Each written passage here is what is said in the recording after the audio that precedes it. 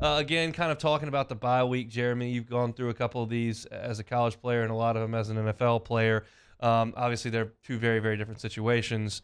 But you did go through the exact situation, really, that this group is going with. When you look back at 2012, you look back at 2013, the teams were not exactly in the spot you thought you would be, but it was still a monstrous game with Alabama coming up in 2 weeks, and that's kind of where we sit right now, and not one what we anticipated, really, quite honestly. So how much of this bye week for the coaches and players is spent looking at Alabama? How much of it's on, hey, we've been doing this for 2 months, we got to do something a little bit better there?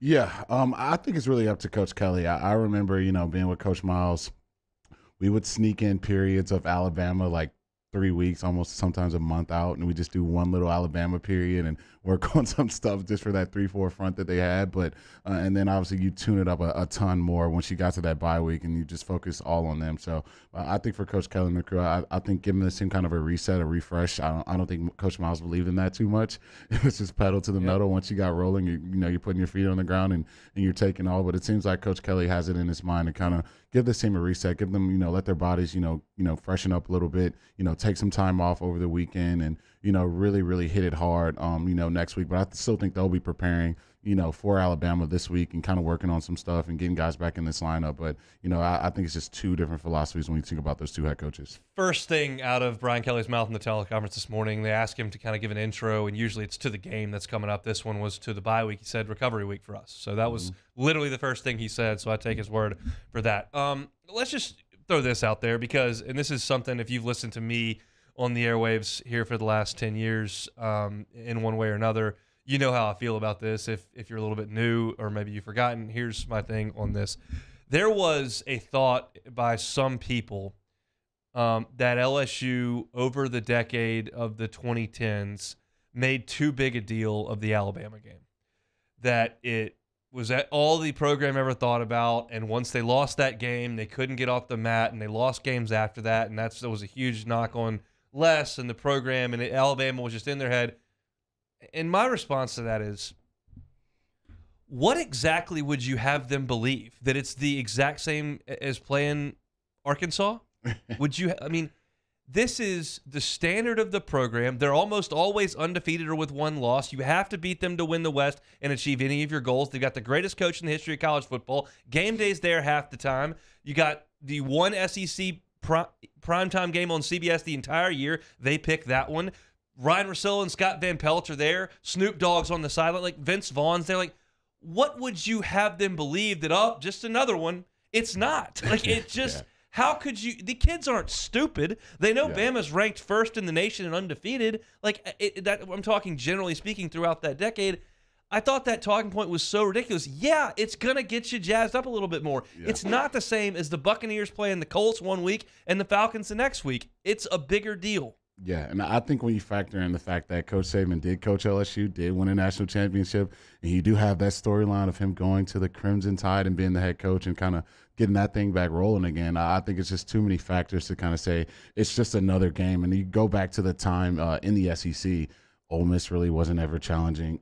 Mississippi State really wasn't challenging. Arkansas was really never challenging. Just 1 year here and there for those teams. And I'm not suggesting that LSU was far superior to those teams every single year and was never going to lose to them. That's not the point. The point was, yeah, sometimes you gear really up high for the CBS primetime game where game day is there and you're playing the number one team in the country and you come up a little bit short and then you might lose one. I don't know that it's super preventable. Nick Saban can sit here and tell you that, just another opponent, nameless and faceless, we approach every day trying to get better and all. And he may approach it that way. The players aren't because they're 19 and 20 and they know. And the Alabama players know that playing LSU is a far bigger deal than playing UT Martin.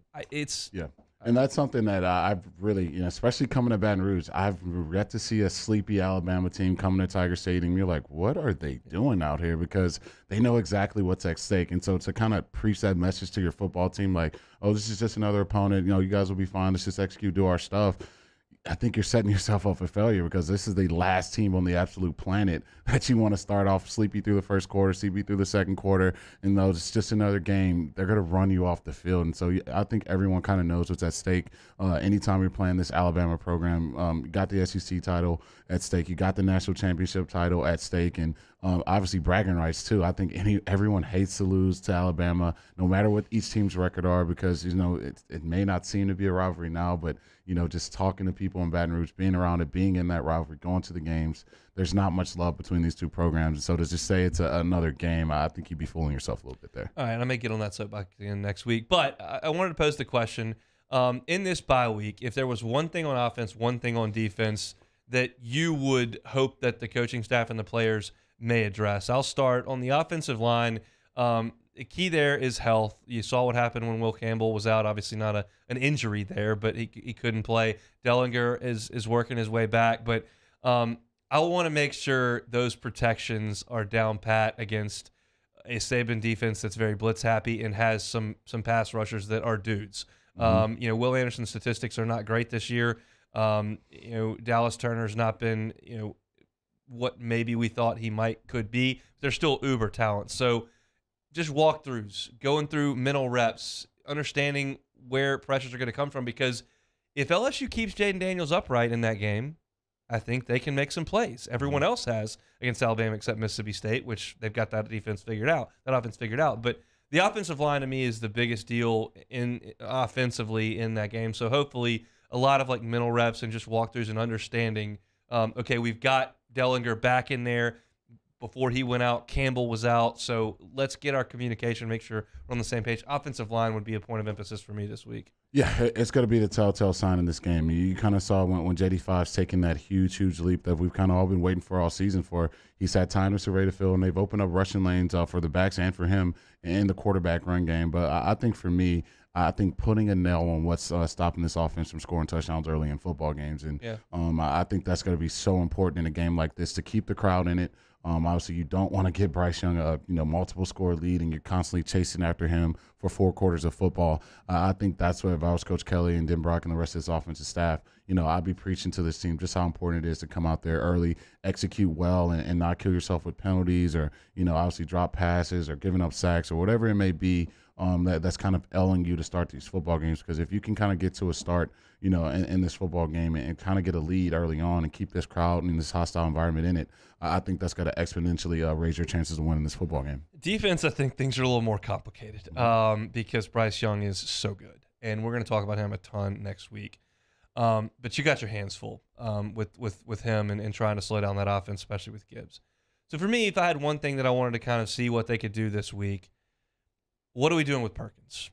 Because when you're going to try to spring an upset on these guys, it may come down to one game-changing play.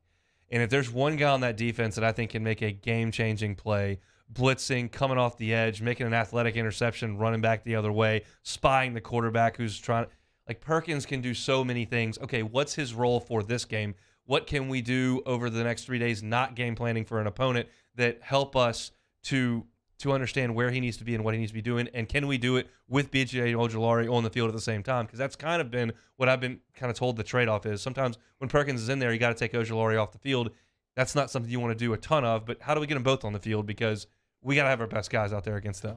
Yeah, no, that's going to be huge, especially when you see the way Bryce extends plays the way he can. I'm in the camp of I think you bump inside BJ, then you can run stunts, you can run TE stunts, and you kind of keep all your best pass rushers on the field and kind of do what the Giants did and got after Tom Brady, but just put all your best pass rushers in at one time and say go get them. I think that's a package I would love to see from Matt House. But for me, I think it's going to be getting Major Burns back and stopping big plays deep.